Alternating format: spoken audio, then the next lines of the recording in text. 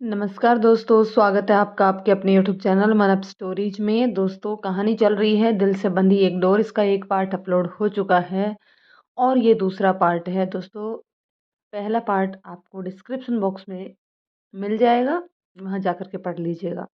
तो चलिए दोस्तों, कहानी के इस दूसरे पार्ट को शुरू करते हैं। पंकज दीक्षा को देखकर, सच्ची? हाँ भाई, मुच्ची, कहकर दोनों भाई बहन आपस में खुसर फुसर करने लगे।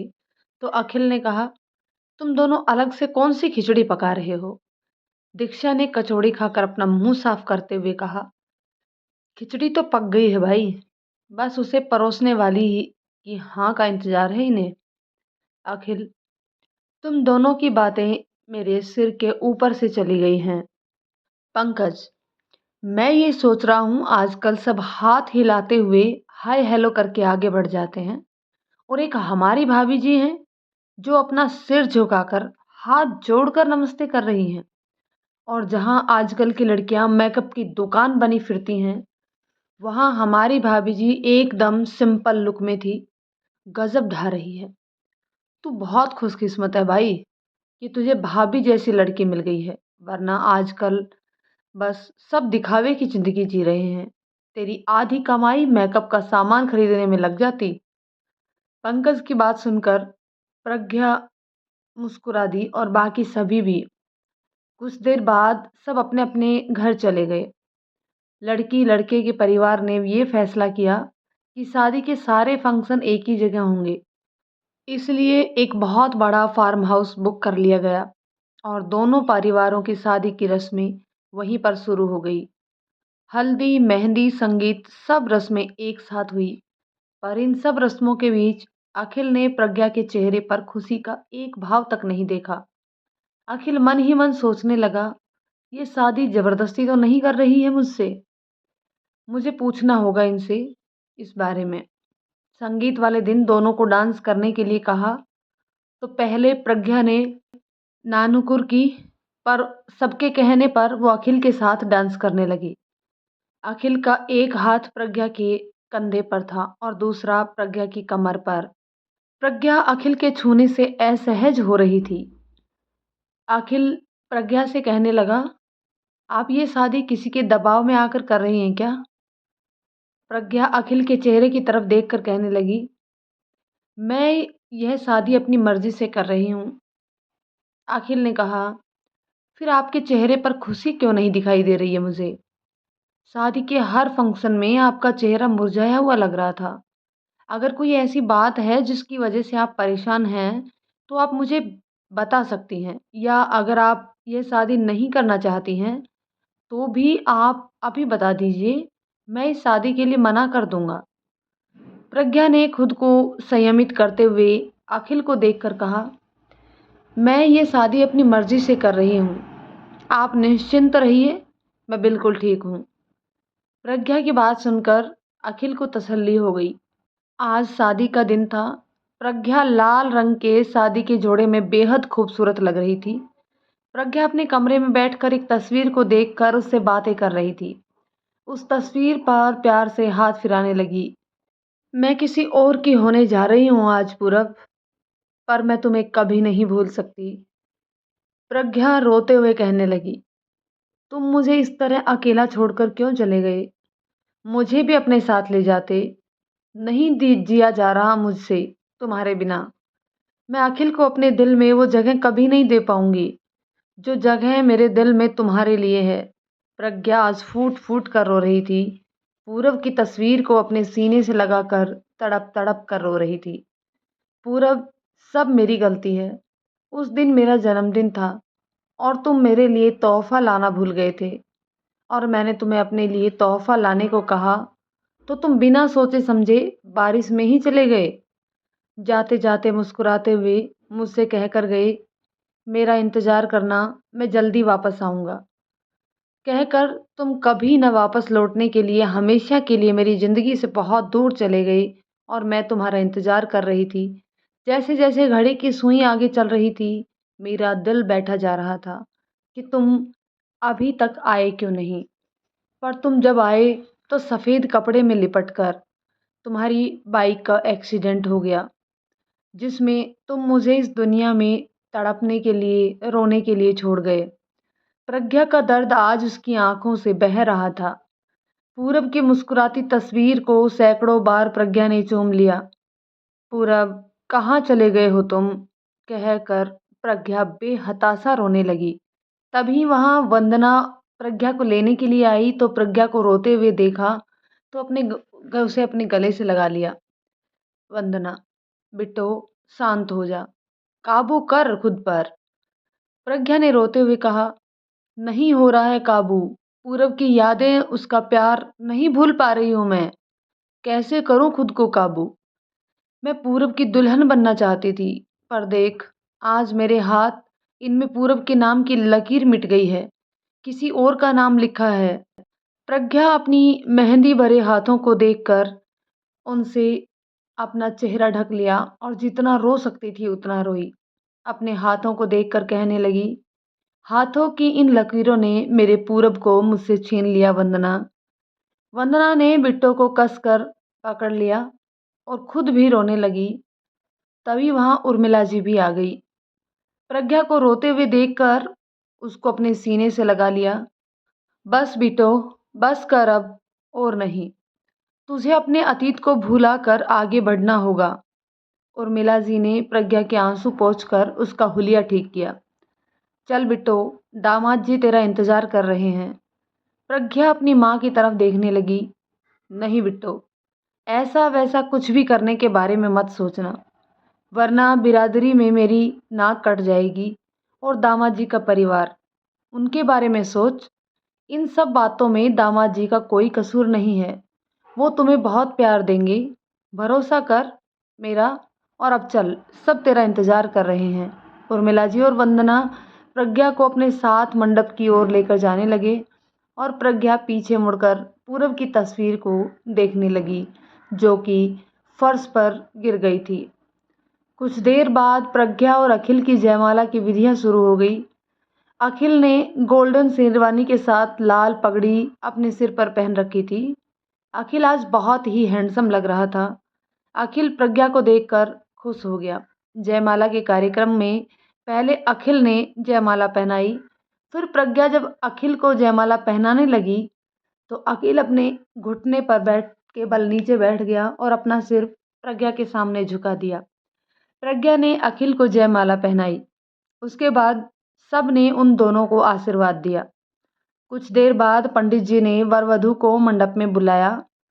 शादी की विधियां शुरू हो गई। जब फेरे होने लगे तो आखिरी फेरे में प्रज्ञा और अखिल का गठबंधन खुलने लगा तो वंदना और पंकज ने एकदम से उस गठबंधन को पकड़ लिया और खुलने से बचा लिया। पंकज और वंदना दोनों एक दूसरे को देखने लगे और दोनों ने मिलकर अखिल और प्रज्ञा का गठबंधन का गांठ कसकर वापस बांध दी। वहां मौजूद हर इंसान की सांसें रुक गई, क्योंकि बीच फेरों में गठबंधन का खुल जाना अपशगुन माना जाता है। प्रज्ञा अपने होश में नहीं थी। आखिरी फेरे के बाद सिंदूर दान की रस्म हुई।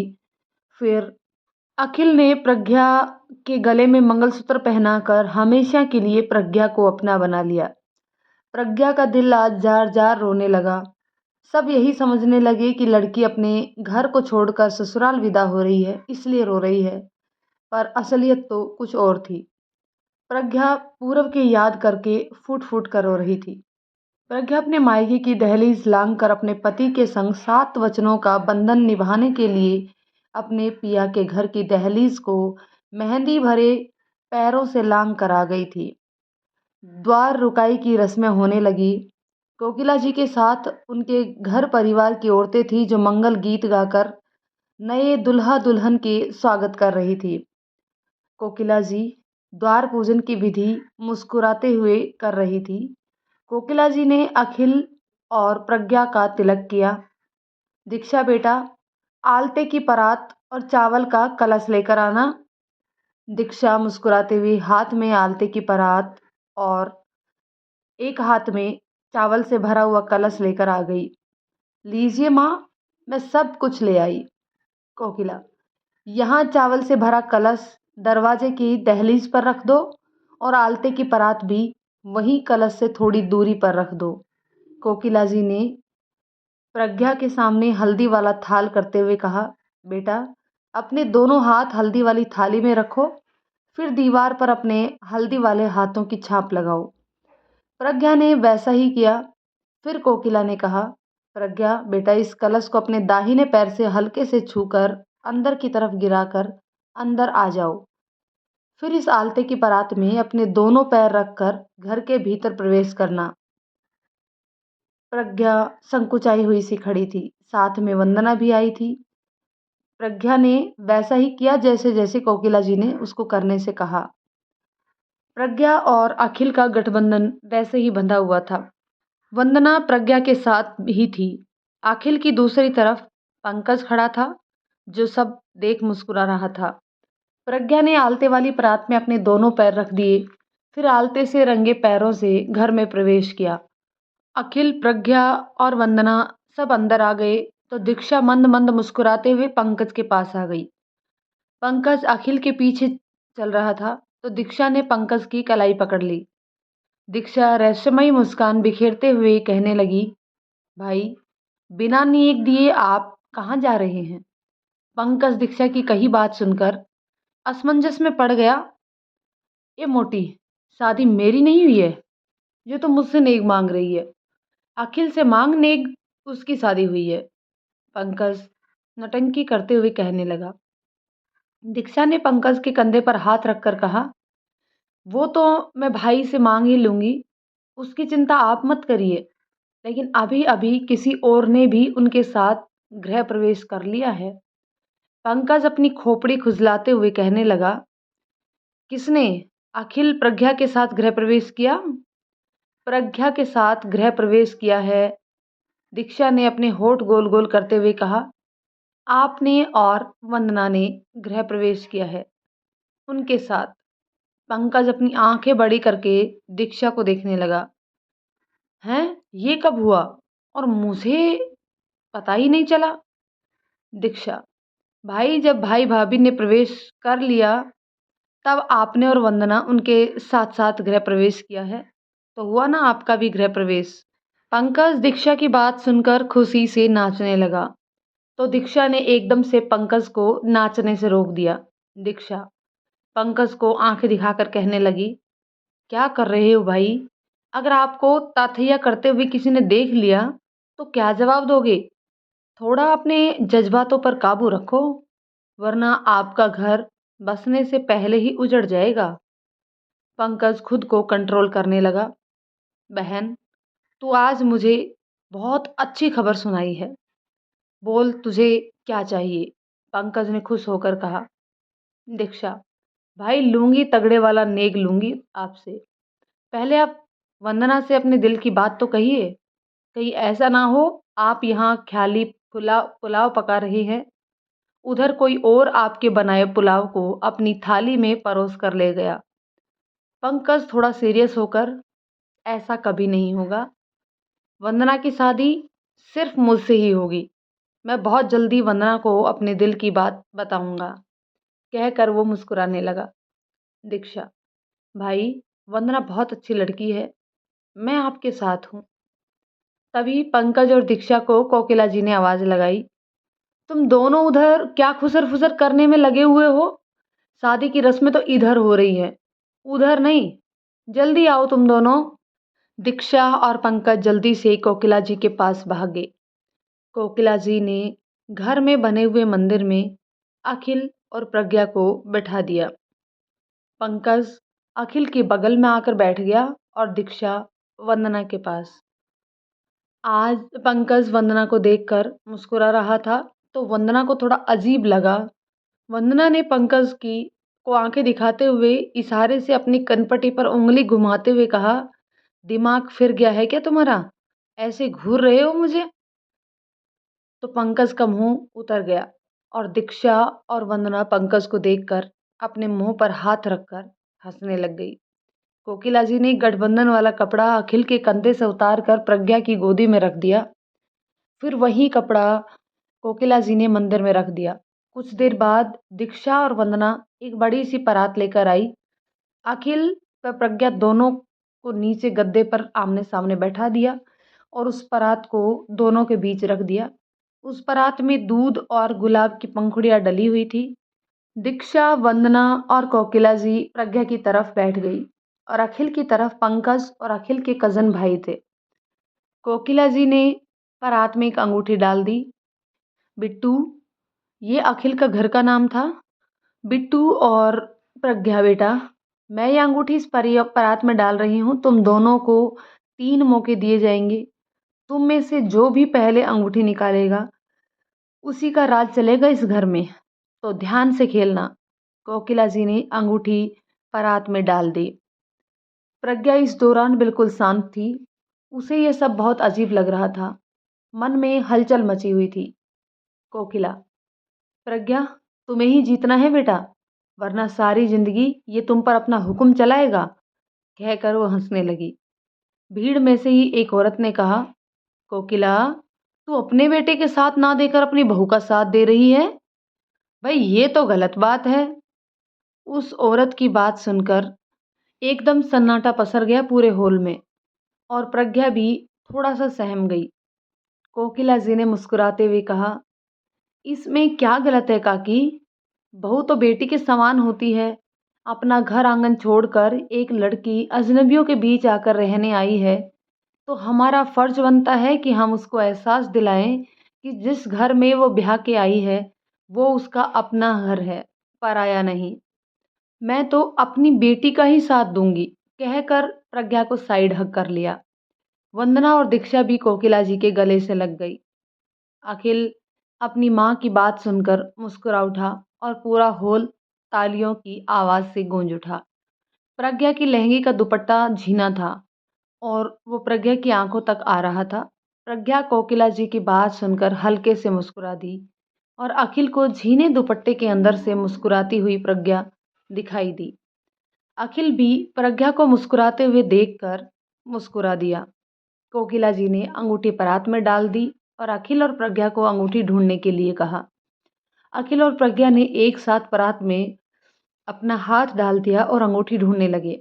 अखिल के हाथ की उंगलियां प्रज्ञा के हाथ से छू जाती तो प्रज्ञा अंदर तक सिहर जाती। प्रज्ञा ने अपना हाथ पीछे कर लिया। पहली बार अखिल जीत गया तो पंकज दीक्षा को जीभ निकालकर चिढ़ाने लगा। दूसरी बार भी यही हुआ तो कोकिला जी बोली, बेटी अब आखिरी बार है, अब की बार तो तुझे ही जीतना है, वरना हमेशा इसकी बात माननी पड़ेगी। मैं नहीं चाहती कि मेरी बहू मेरे बेटे से कम रहे। तीसरी बार अखिल ने परात में प्रज्ञा के हाथ में सबसे छुपकर अंगूठी रख दी तो प्रज्ञा अखिल की ओर देखने लगी। पल भर के लिए दोनों की नजरें मिली।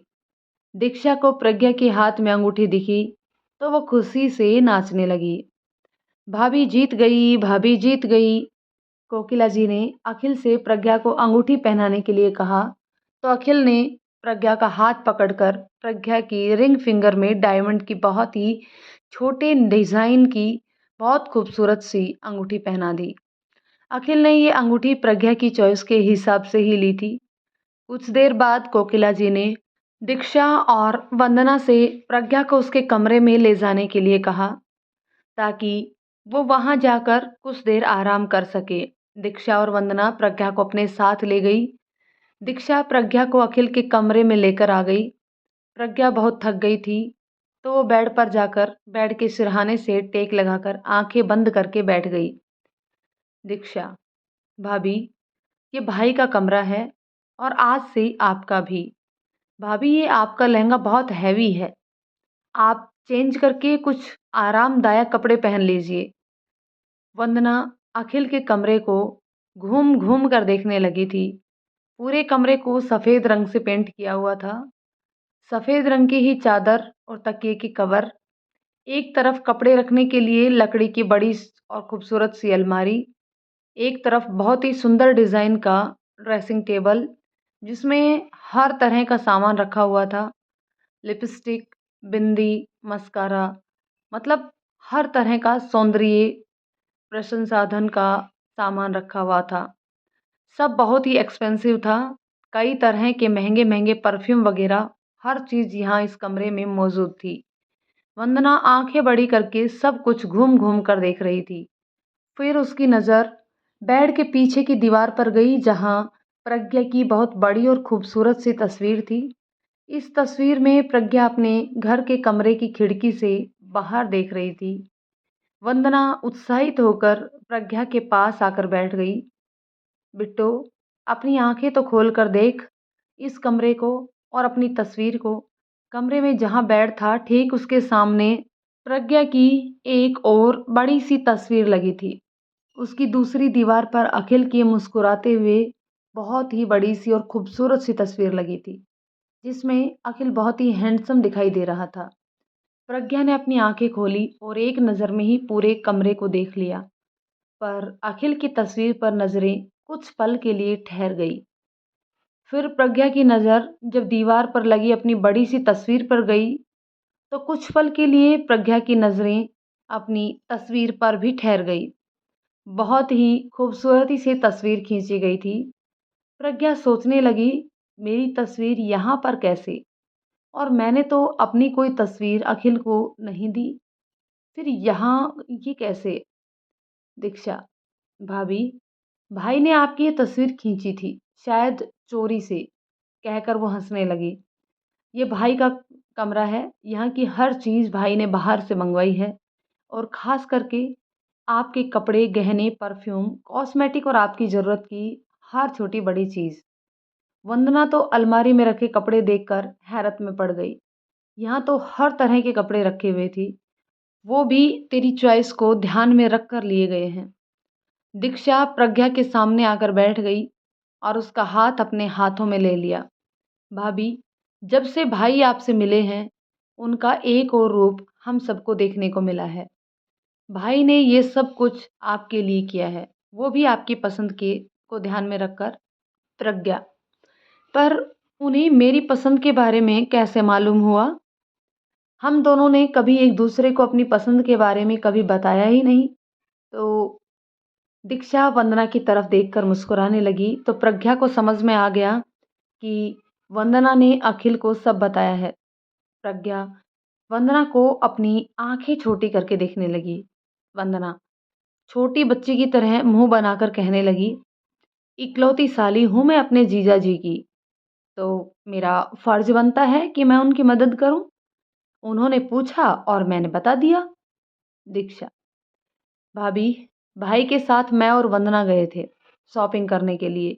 मेरे लिए भाई ने बहुत सी खरीदारी की, और मेरे लिए भी, कहकर वंदना अपनी पहनी हुई ड्रेस को इतराते हुए दिखाने लगी। दीक्षा प्रज्ञा के हाथ पर अपना हाथ रखकर कहने लगी, भाभी, भाई आपसे बहुत प्यार करते हैं। वो बहुत ही जज्बाती हैं। उन्हें बातों को घुमाना पसंद नहीं है। वो हर बात साफ और स्पष्ट कहने में यकीन रखते हैं, फिर चाहे किसी को अच्छी लगे या बुरी। भाभी, भैया हम सबसे बहुत प्यार करते हैं, पर अब आप भी उनकी ज़िंदगी का अहम हिस्सा बन गई हैं। भैया अपने मुंह से अपने दिल की बात बिल्कुल नहीं कहेंगे। आपको बहुत चाहते हैं, पर आपसे कभी कह नहीं पाएंगे। आप उनका साथ कभी मत छोड़ना, वरना वो टूट कर बिखर जाएंगी, फिर उन्हें संभालना मुश्किल हो जाएगा। ये सब बातें कहते कहते दीक्षा की आंखें भर आई। प्रज्ञा ने दीक्षा की नम आंखें देखी, तो उसे बहुत प्यार से अपने गले से लगा लिया। तुम चिंता मत करो दीक्षा, मैं तुम्हारे भैया के साथ कभी नहीं छोड़ूंगी। प्रज्ञा ने कह तो दिया, पर खुद उलझन में पड़ गई कि वो अखिल के साथ कैसे रह पाएगी। उसे अपने दिल में कहीं कभी जगह दे पाएगी कि नहीं। दीक्षा के होठों पर मुस्कान आ गई।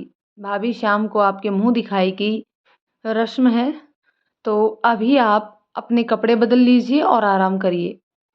प्रज्ञा ने मुस्कुराते हुए अपना सिर हिलाया, पर ये गहने उतरवाएं, मेरे साथ बहुत भारी हैं ये। दीक्षा और वंदना दोनों ने मिलकर प्रज्ञा के गहने उतार कर एक साइड में रख दिए। भाभी, हम अब जा रहे हैं बाहर, आप चेंज करके आराम करिए। मैं और वंदना थोड़ी देर बाद आपको उठा देंगी आकर। पर यहाँ कोई आएगा तो नहीं? दीक्षा हंसने लगी। भाभी, ये भाई का कमरा है, और उनकी इजाज़त के बिना इस कमरे में कोई भी नहीं आएगा। आप निश्चिंत होकर आराम करिए। कहकर वो दोनों कमरे से बाहर निकल गई और बाहर से दरवाज़ा बंद कर गई। प्रज्ञा ने अलमारी खोली और अपने लिए पहनने के लिए कपड़े देखने लगी। प्रज्ञा की नज़र अलमारी में हैंगर पर टंगे कॉटन के हल्के गुलाबी रंग के सूट पर गई। प्रज्ञा ने जल्दी से वो सूट निकाल लिया और बाथरूम में घुस गई। कुछ देर बाद प्रज्ञा नहा कर बाहर आई तो उसके गीले बालों से पानी टपक रहा था। प्रज्ञा ऐसे ही बिस्तर पर आकर लेट गई। थके होने की वजह से उसे लेटते ही नींद आ गई। कुछ देर बाद अखिल अपने कमरे में अपने कपड़े लेने के लिए आया तो प्रज्ञा को अपने बिस्तर पर लेटे हुए देखकर वो ठगा सा रह गया। प्रज्ञा गहरी नींद में थी तो उसे अखिल के आने के बारे में पता ही नहीं चला। अखिल ने बहुत ही धीरे से कमरे का दरवाज़ा बंद किया ताकि प्रज्ञा की नींद में खलल ना पड़े। अखिल प्रज्ञा के पास आकर बैठ गया और उसे बहुत ही प्यार से निहारने लगा। प्रज्ञा के चेहरे पर उसके बाल आ गए थे। अखिल ने बाल साइड में करने के लिए उसके चेहरे की तरफ अपना हाथ बढ़ाया, पर उसने अपना हाथ पीछे कर लिया। जब तक आप खुद मेरे पास नहीं आएँगी, तब तक मैं आपको छूऊँगा नहीं। प्रज्ञा का चेहरा उसके बालों से आधा ढक चुका था, बिल्कुल वैसे ही जैसे बादल चाँद को अपने आगोश में छुपा लेते हैं। तू मेरे दिल की ज़मीन का चाँद है, किसी की नज़र ना लगे तुझे। आज छुपा लूँ तुझे अपनी आगोश में, बोल किस तरह तेरा सदका उतारूँ। माथे को चूमूँ तेरे या तेरे लबों की पंखुड़ियों को अपने होठों से छूऊँ। अखिल प्रज्ञा की इजाज़त के बिना नहीं छूना चाहता था, इसलिए दूर से उसे निहारने लगा और अपने कपड़े अलमारी से निकाल कर जल्दी से वहाँ से निकल गया। कुछ देर बाद मुँह दिखाई के लिए औरतें आने लगीं। दोस्तों, इस कहानी के इस पार्ट को यहीं ख़त्म करते हैं। मिलते हैं एक और पार्ट में, जानते हैं कि क्या प्रज्ञा अखिल को अपना पाएगी या नहीं। तब तक के लिए दोस्तों, कहानी आपको कैसी लगी कमेंट करके ज़रूर बताइएगा।